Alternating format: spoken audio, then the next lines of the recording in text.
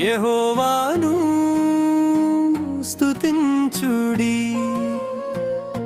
యెహోవా నామమును స్తుతించుడి. యెహోవా సేవకులారా, యెహోవా మందిరములో మన దేవుని మందిరపు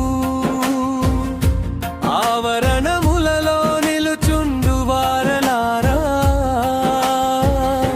యెహోవాను స్తుతించుడి.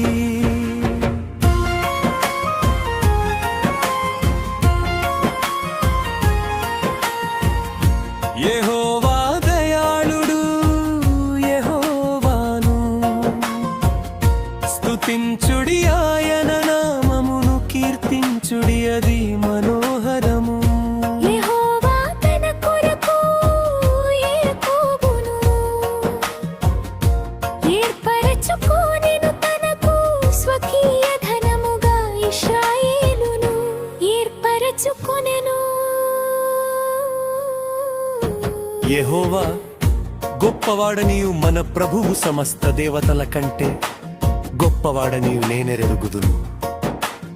ఆకాశమందును భూమి యందును సముద్రముల యందును మహాసముద్రములన్నిటి యందును ఆయన తనకిష్టమైనదంతయు జరిగించువారు. భూదిగంతముల నుండి ఆవిరి లేవజేయువాడు ఆయనే, వాన కురియునట్లు మెరుపు పుట్టించువాడు ఆయనే, తన నిధులలో నుండి గాలిని ఆయన బయలు వెళ్ళజేయును.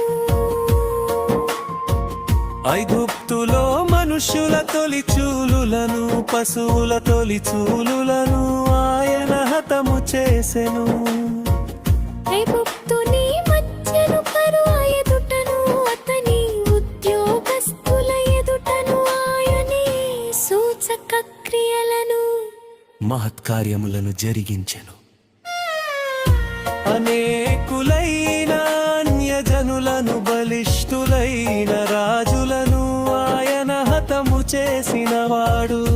అమోరీయుల రాజైన ఓగును హతము చేసిన, కనాను రాజ్యములన్నిటినీ పాడు చేసెను.